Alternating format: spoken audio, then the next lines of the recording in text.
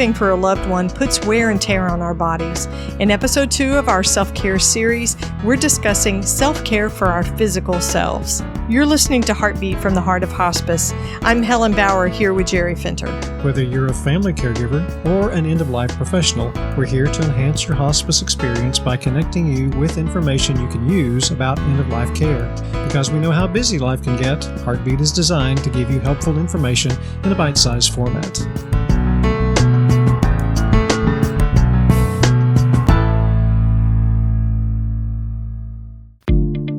Hi, this is Gabby Jimenez of the Hospice Heart. I'm excited to let you know about an upcoming series on the Heart of Hospice podcast. I'm partnering with Jerry and Helen at the Heart of Hospice to bring you a special 6-part series on grief.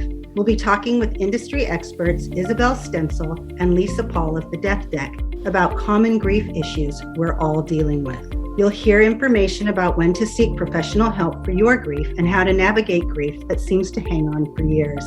We're also going to discuss grieving for a loved one while you're a caregiver for someone else. There'll be tips for managing grief by journaling and how to comfort someone who is grieving. Isabel and Lisa will share insight into grief issues in children and young adults. Be sure to subscribe to the Heart of Hospice podcast so you don't miss this great series. And you can also connect with me at thehospiceheart.net. And remember, no matter who you are or where you are in your hospice journey, you are the heart of hospice. Episode 2. Episode 2 of our series on self-care, and we're talking about body, mind, and spirit, and today we're going to focus on the aspect of the body. And who are we talking to exactly? Oh, there's about 53 million people out there I think we're talking to. Listen, if 53 million people actually listen to this podcast, I would be so excited. Would you be a little nervous? No, No? No, because we're just sitting here in my home office. It's no big deal. Now, if they were all looking at me and I had a microphone in front of me, then you might be nervous. Yes. Yes, I think so too. I probably wouldn't. You notice I was sitting here with my mouth open. Yeah. Yeah, stage fright. But no, if 53 million caregivers across the United States would listen to this, I would hope you feel supported and encouraged and you hear something you can use. Right. So 53 million unpaid caregivers, family caregivers, friend caregivers. And what do we know about being a caregiver? It's hard. Being a caregiver is hard, and it takes its toll on the caregiver physically. We have watched this happen. Not only have we watched it from a personal basis, an individual basis, we've watched it as hospice professionals as we have cared for other people. Exactly. We've seen these things happen. And even a person who is a caregiver for a loved one who is already themselves in those upper ages, it makes it harder for them.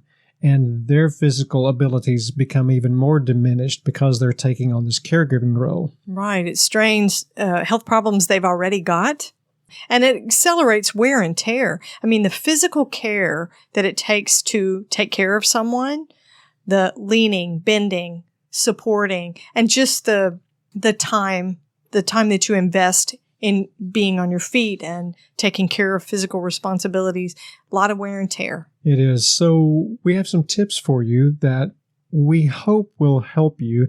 And please keep in mind that we're not experts.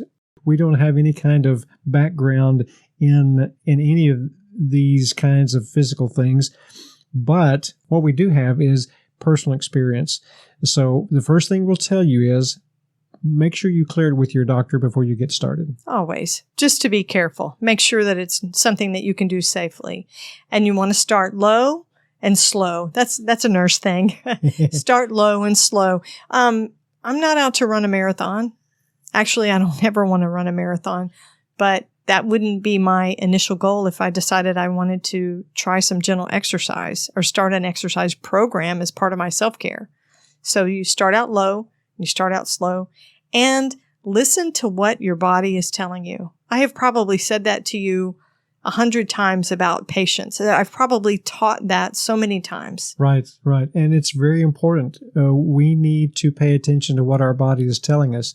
If it hurts, stop. I mean, doesn't that make sense? It makes sense to me.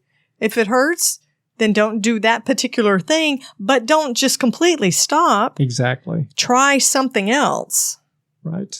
You also want to make it to something that's sustainable. You want to be able to keep doing it, something that's affordable so it doesn't break the bank, and something that's reasonable for you. Sure. And you also want to make it fun.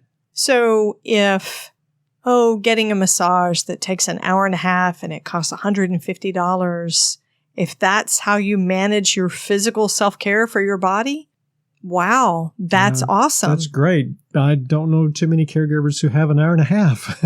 Exactly. So make it sustainable and affordable. Make it enjoyable. Do something you like. Music, dance. You can read a book while you're on the treadmill.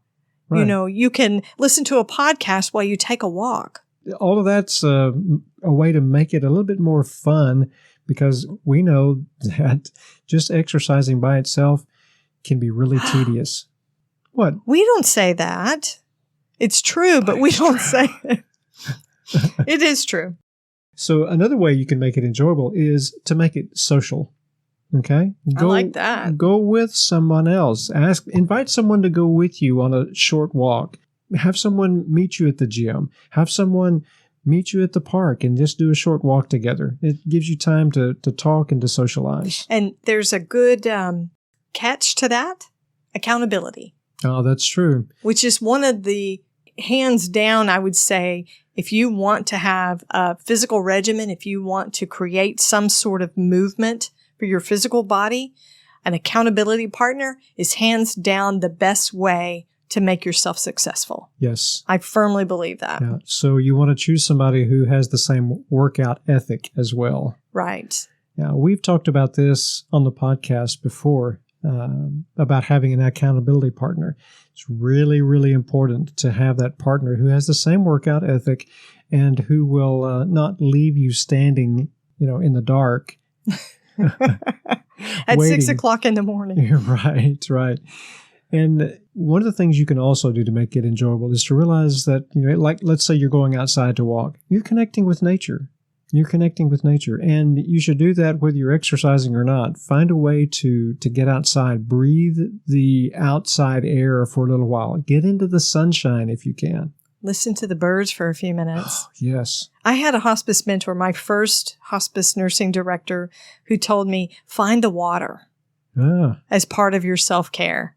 A lake, a beach, a swimming pool, whatever works for you. And you could definitely incorporate your physical self-care for your body at a place like that. Walking up and down the beach, going to swim in the lake, kayaking, things like that. Exactly. Those are good.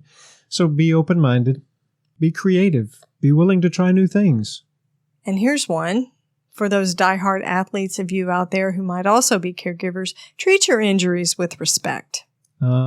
Yes. I have known so many runners, and after they have a group run, they all stand around and talk about their injuries. And they're not old injuries. They're injuries from the last run that they had.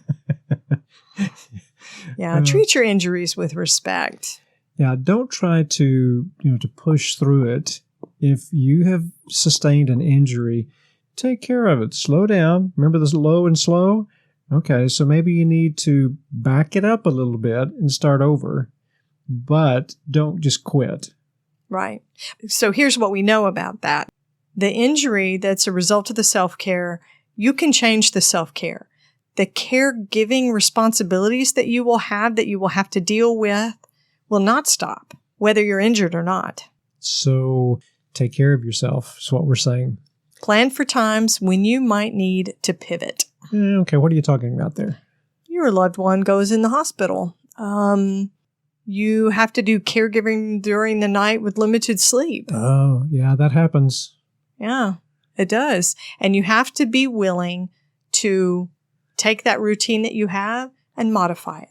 So If you're a diehard, first thing in the morning, I need to have my first cup of coffee and go on my walk, and I have to do that by 7 o'clock in the morning, that may have to change. You may not be able to do that depending on what your caregiving responsibilities are. I mean, with hospice patients, what do I always say? Hospice patients turn on a dime. Their conditions can change overnight. It's unpredictable and it can be very sudden. So you need to be a little bit flexible, I guess is the best word, in your body self-care. Get it? That was a little joke. Yeah. Flexible. Yeah, I got it. Flexible. Yeah, that was a mom joke. It was bad. And then our last tip for self-care for your body is probably the biggest one. And this is not the last time you will hear us say this one. Offer yourself grace. So be easy on yourself. Take yourself less seriously. And more than anything, just take care of yourself. Your caregiving system needs you as the caregiver. That's why you're there. So you need to take care of you. And that's important. And taking care of your body is a part of that. And we need you to take care of you because we care about what happens to you as a caregiver. Your caregiving system cares what happens to you as a caregiver. And we want you to care what happens to you as a caregiver. If you're a hospice professional and you're listening to the podcast, share this message with your families, your caregivers that are taking care of your patients, and keep a little bit of the advice for yourself too. We've been in healthcare for a while now, both Jerry and I, and my self-care is a work in progress. It always is. So I try to remember that, and a lot of times I have to recenter and refocus myself to get myself back on track. There's nothing wrong with that. Definitely a work in progress. Thanks for listening to Heartbeat from the Heart of Hospice. I'm Jerry Finter here with Helen Bauer. Because we know your hospice journey is 24/7, you can always find us at theheartofhospice.com. Subscribe to the podcast wherever you're listening and leave a rating or a review on Apple Podcasts. To connect with us, you can send an email to host@theheartofhospice.com. You can also find us on social media. And remember, no matter who you are or where you are in your hospice journey, you are the heart of hospice.